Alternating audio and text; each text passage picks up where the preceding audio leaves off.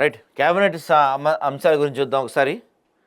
బాసర నుంచి భద్రాచలం వరకు temple circuit, metro విస్తరణ కోసం భూసేకరణకు 2,287 కోట్లు, వీలైనంత త్వరగా మున్సిపల్ ఎన్నికలు, హైదరాబాద్లో 9 కిలోమీటర్ల కొత్త బ్రిడ్జ్ నిర్మాణం, రాష్ట్ర మంత్రివర్గ నిర్ణయాలు, మేడారంలో జరిగిన సమావేశ వివరాలను వెల్లడించిన పొంగులేటి, కోమటిరెడ్డి, సీతక్క. వచ్చేడాది జూలై 23 నుంచి ఆగస్టు 3 వరకు గోదావరి పుష్కరాలను ఘనంగా నిర్వహించాలని రాష్ట్ర ప్రభుత్వం నిర్ణయించింది. ఇందుకోసం ఇప్పటి నుంచి ప్రణాళిక రూపొందించాలని అధికారులను కేబినెట్ ఆదేశించింది. బాసర నుంచి భద్రాచలం వరకు రాష్ట్రంలో గోదావరి పరివాహక ప్రాంతంలో ఉన్న అన్ని ప్రధాన ఆలయాలు, పురాతన ఆలయాలు, ఎకో టూరిజం అభివృద్ధి చేయడానికి సంబంధించి త్వరలో కేబినెట్ సబ్ కమిటీ ఏర్పాటవుతుంది. బాసర నుంచి భద్రాచలం వరకు టెంపుల్ సర్క్యూట్ అభివృద్ధి చేసేందుకు ప్రణాళిక సిద్ధం చేయాలని చెప్పి ఈయన పిలుపిచ్చారు. మంత్రిమండలిలో కీలకంగా చర్చించిన అంశాలు ఏంటంటే, వీలైనంత త్వరగా మున్సిపల్ ఎన్నికలు వెళ్ళాలని రాష్ట్ర మంత్రివర్గం నిర్ణయం తీసుకుంది. ఫిబ్రవరిలో రంజాన్, శివరాత్రి పండుగలు ఉన్నందున ఎన్నికల ప్రక్రియ ఇబ్బంది లేకుండా షెడ్యూల్ రూపొందించుకోవాలని మంత్రివర్గం చెప్తున్నారు. అంటే మనకి రంజాన్ నెల స్టార్ట్ అవుద్ది, శివరాత్రి కూడా ఉంది కాబట్టి ఆ ముందే ఎన్నికలు అయిపోతాయంట. శివరాత్రి ఎప్పుడు అండి? ఫిబ్రవరి 12, 14, 15 మనకి శివరాత్రి. సో 15 సండే, 16 పోతే 17 నుంచి మనకి రంజాన్ నెల స్టార్ట్ అవుద్ది కదా, 18 నుంచి స్టార్ట్ అవుతుంది. 17 అమావాస్య, 18 నుంచి మనకి రంజాన్ నెల స్టార్ట్ అవుతుంది. సో ఈ వీక్లోపే పెట్టేస్తారు ఎలక్షన్స్.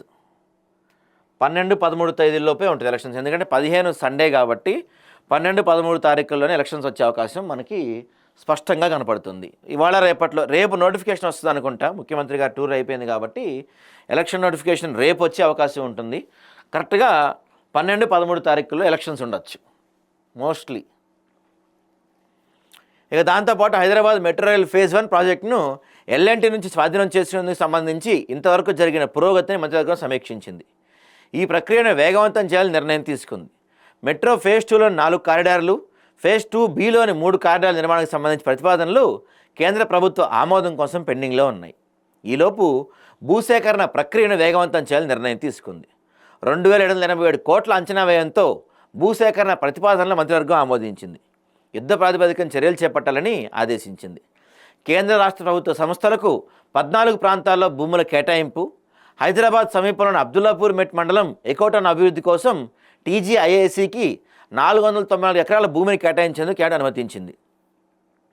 ఇక హైదరాబాద్ ట్రాఫిక్ సమస్య అధిగమించేందుకు బంజారాహిల్స్లోని ఇంటిగ్రేటెడ్ కమాండ్ కంట్రోల్ సెంటర్ నుంచి శిల్పా లేఅవుట్ వరకు 9 కిలోమీటర్ల కొత్త లేఅవుట్ హైలెవెల్ బ్రిడ్జ్ నిర్మిస్తారంట. అబ్బో, ఇది ఎక్కడి నుంచి? కమాండ్ కంట్రోల్ అంటే అక్కడి నుంచి, శిల్పా లేఅవుట్ అంటే ఎక్కడ?